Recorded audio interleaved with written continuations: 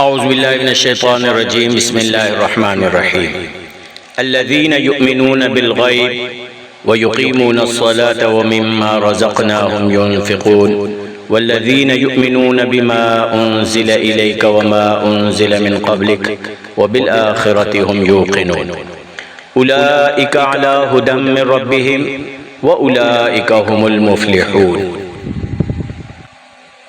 وہ لوگ جو بغیر دیکھے ایمان لاتے ہیں اور نماز قائم کرتے ہیں اور ہمارے دیے ہوئے رزق میں سے کچھ ہماری راہ میں خرچ کرتے ہیں، اور وہ ایمان لاتے ہیں اس پر جو تمہاری طرف نازل کیا، جو تم سے پہلے نازل کیا گیا، اور وہ آخرت پر یقین رکھتے ہیں، یہی لوگ اپنے رب کی طرف سے ہدایت پر ہیں اور یہی لوگ کامیابی حاصل کرنے والے ہیں۔ مؤمنین متقین کی 5 صفات بیان فرمائی گئی ہیں۔ پہلی صفت فرمائی یؤمنون بالغیب کہ وہ غیب پر ایمان لاتے ہیں۔ لغت میں ایمان کے معنی تسلیم اور تصدیق کرنے کے لیے ہیں، لیکن اصطلاح شریعت میں ایمان اس کو کہتے ہیں جو خبر یا بات اللہ کے نبی اللہ کی طرف سے لے کر آئے اور اس کو نبی کی سچائی کے اعتماد اور بھروسہ دل سے قبول کرنا اور اس کی تصدیق کرنا اور زبان سے اس کا اقرار کرنا، یہ تو ایمان ہے، اور اس کی ضد انکار و کفر ہے، یعنی دین کی کسی ایک بات یا خبر کو نہ ماننا اور انکار کرنا کفر ہے۔ اور غیب سے مراد وہ تمام چیزیں ہیں جن کی خبر رسول اللہ صلی اللہ علیہ وسلم نے دی، مثلا اللہ تعالیٰ کی ذات، صفات، ملائکہ، انبیاء، متقدمین اور کتب سابقین، احوال برزخ، علامات قیامت، احوال آخرت، حشر، نشر، صراط و میزان، جنت و جہنم وغیرہ وغیرہ۔ الغرض اسلام میں ایمان بالغیب ہی کی فضیلت ہے اور یہی مطلوب ہے، اور یہی وجہ ہے کہ نزع کے وقت جب کہ مرنے والے کو اس عالم کی غائب چیزیں مثلا ملائک، عذاب و ثواب، آثار، جنت و جہنم دکھائی دینے لگیں تو پھر ایمان قبول نہیں، کیونکہ اس وقت ایمان بالغیب نہ ہوا۔ حضرت عبداللہ بن عمر رضی اللہ تعالیٰ عنہ سے روایت ہے کہ حضور صلی اللہ علیہ وسلم نے فرمایا، خوشحالی ہے اس کو جو بغیر دیکھے مجھ پر ایمان لایا۔ تو معلوم ہوا کہ ایمان بالغیب کی بڑی قدر و قیمت ہے، اس لیے سب سے پہلے متقین کی صفات میں سے پہلی صفت یؤمنون بالغیب فرمائی، جو عقیدہ سے تعلق رکھتی ہے۔ یہ حدیث ابو داؤد کی ہے۔ دوسری صفت فرمائی یقیمون الصلاۃ، نماز کے قائم رکھنے سے مراد یہ ہے کہ اس کو اس کے تمام فرائض، واجبات، سنن و مستحبات اور حقوق ظاہری و باطنی آداب کے ساتھ ادا کرنا۔ نماز کو فریضہ خدا بندی سمجھ کر محض رضائے الہی کے خاطر پورے حضور و اخلاص، خشوع و خضوع، سکون قلب کے ساتھ ادا کیا جائے۔ ایمان کے بعد سب سے اہم چیز نماز ہے۔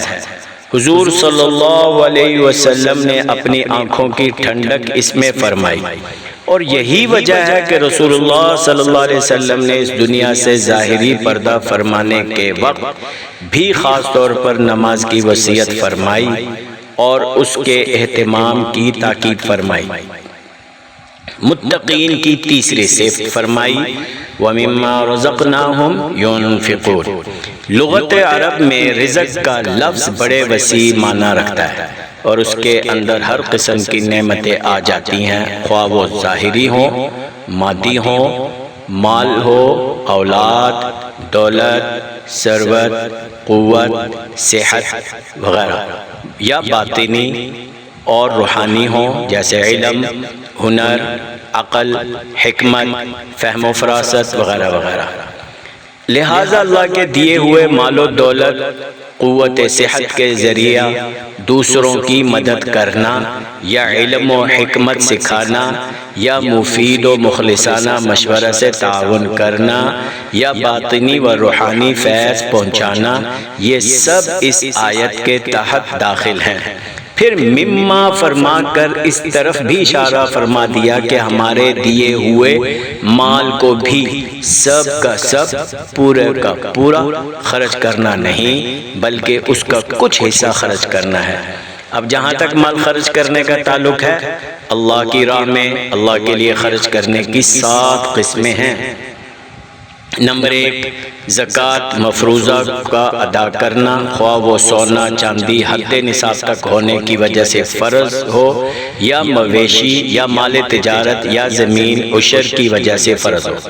نمبر 2، صدقہ فطر ادا کرنا جس کے اوپر شرعاً واجب ہو، خیرات و صدقات جیسے فقراء و مساکین کو دینا، اعانت ضعیفوں، محتاجوں اور یتیموں کی، قرض داروں کو قرض دینا، مہمانوں کی مہمانداری کرنا، اوقاف اللہ پر خرچ کرنا جیسے مسجد اور مدرسوں کا بنانا، ان کو قائم رکھنا، ان سے متعلقات پر خرچ کرنا، کنواں رفاہ عام کے لیے کھدوانا، مسافر خانہ مہمان سرائے بنوانا۔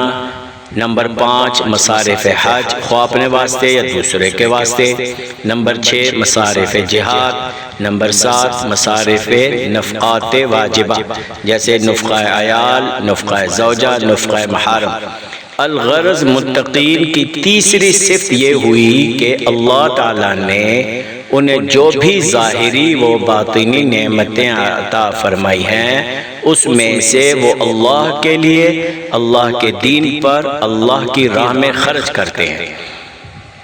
آگے متقین کی چوتھی صفت فرمائی، والذین یؤمنون بما انزل الیک وما انزل من قبلک۔ اس آیت میں 2 چیزوں کا ذکر فرمایا گیا ہے۔ ایک تو اس کتاب پر ایمان رکھنے کا جو حضرت صلی اللہ علیہ وسلم پر نازل ہوئی یعنی قرآن کریم، دوسری ان کتابوں پر ایمان رکھنے کا جو پہلے انبیاء علیہ السلام پر اتری۔ آج بھی ہر مسلمان کے لیے لازم ہے کہ وہ قرآن کریم کے ساتھ دوسرے سابق انبیاء کرام کی کتابوں پر بھی ایمان رکھے۔ اس کا مطلب یہ کہ گزشتہ تمام آسمانی کتابوں کو اللہ کی طرف سے بھیجنا مانا جائے اور انہیں سچا سمجھا جائے جب تک وہ غیر محرف رہیں، کیونکہ رد و بدل اور تحریف ہونے کے بعد تو وہ دراصل کلام الہی نہیں رہی اور اپنے اپنے زمانہ کے لیے واجب العمل مانا جائے، مگر اب ان پر عمل کرنا واجب نہیں، کیونکہ قرآن نازل ہونے کے بعد پچھلی کتابیں شریعتیں سب منسوخ ہو گئی، اب عمل صرف قرآن ہی پر ہوگا۔ آیت کے اس طرز بیان سے ایک اہم اصولی مسئلہ بھی نکل آیا کہ حضور صلی اللہ علیہ وسلم آخری نبی ہیں، آپ کی وحی آخری وحی، کیونکہ قرآن کریم کے بعد کوئی اور کتاب یا وحی بھی نازل ہونے والی ہوئی، تو جس طرح اس آیت میں پچھلی کتابوں اور وحی پر ایمان لانا ضروری قرار دیا گیا، اسی طرح آئندہ نازل ہونے والی کتاب اور وحی پر ایمان لانے کا ذکر بھی ضروری ہوتا۔ صرف اسی آیت میں نہیں بلکہ قرآن کریم میں یہ مضمون اول سے آخر تک مختلف مقامات میں 40-50 آیتوں میں آیا۔ سب میں حضور صلی اللہ علیہ وسلم سے پہلے انبیاء، پہلی وحی، پہلی کتابوں کا ذکر ہے۔ کسی ایک آیت میں اس کا اشارہ تک نہیں کہ آئندہ بھی کوئی وحی یا نبی آنے والا ہے جس پر ایمان لانا ہے۔ 5ویں صفت فرمائی گئی، وَبِالْآخِرَةِ هُمْ يُوقِنُونَ۔ آخرت سے مراد عالم آخرت ہے، یعنی وہ عالم جو موجودہ سلسلہ زندگی کے بعد شروع ہوگا۔ قرآن کریم جن حقیقتوں کو ماننے، قبول کرنے اور ان پر ایمان لانے اور ان پر پورا یقین کرنے کی پرزور دعوت دیتا ہے، ان میں خدا کی ذات اور اس کی صفات یعنی توحید باری تعالیٰ کے بعد آخرت ہی کا مسئلہ ہے، اور اللہ تعالیٰ کے سارے پیغمبروں اور اس کی نازل کی ہوئی ساری کتابوں نے آخرت کو ماننے اور اس پر ایمان و یقین رکھنے کی دعوت دی ہے۔ قرآن کریم کا ایک بڑا حصہ آخرت ہی کے بیان سے متعلق ہے۔ یہ عالم دنیا دارالعمل ہے اور یہاں کی زندگی کے بعد عمل کی مہلت ختم ہو جاتی ہے، اور اس کے بعد ایک دوسرا عالم دارالجزا ہے، جہاں انسان کے دنیا میں کیے ہوئے ایک ایک عمل کا پورا بدلہ دیا جائے گا۔ یہاں یہ بات بھی واضح ہو گئی کہ عالم آخرت کا اس عالم دنیا سے گہرا تعلق ہے۔ آخرت کی زندگی ہمارے اس دنیا کے کاموں اور یہاں کی زندگی کا ہی نتیجہ ہوگی۔ تو متقین کی پانچویں صفت یہ بیان کی گئی کہ وہ قیامت اور اس کے بعد حشر و نشر، حساب و کتاب، جزا و سزا، جنت و جہنم کا ثواب و عذاب، جو کچھ ہونے والا ہے اس کے وقوع پر یقین رکھتے ہیں۔ یہاں یوقنون میں اشارہ اس طرف ہے کہ آخرت کی زندگی محض تصدیق کرنا مقصود کو پورا نہیں کرتا، بلکہ آخرت کا ایسا یقین ضروری ہے جسے کوئی چیز آنکھوں کے سامنے ہو۔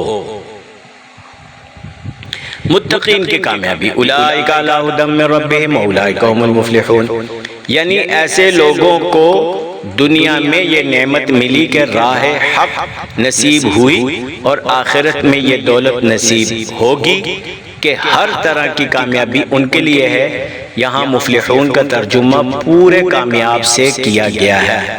مفلحون لفظ فلاح سے بنا، جو عربی زبان میں بڑے وسیع معنی میں آتا ہے۔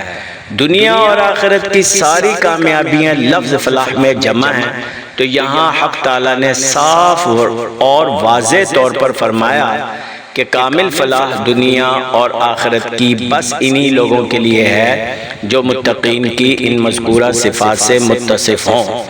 اسی سے اس کی ضد کو بھی سمجھ لیا جائے، یعنی جو لوگ ان مذکورہ متقین کی صفات کو اختیار نہیں کریں گے وہ کبھی کامل فلاح کو نہیں پہنچ سکتے۔ صحابہ اکرام اور قرن اول کے اہل ایمان متقین کی صفات اور قرآن کی تعلیمات پر عمل پیرا ہونے میں جنہیں پوری پختگی حاصل تھی، دنیا نے ان کی کامیابیوں کو دیکھ لیا۔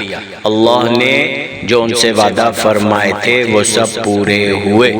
اللہ تعالی ہم کو بھی ایمان کامل نصیب فرمائے۔ اللہ تعالیٰ اپنے فضل و کرم سے ہم کو دنیا اور آخرت دونوں جہانوں کی کامیابی نصیب فرمائے، آمین۔ وآخر دعوانا ان الحمدللہ رب العالمین۔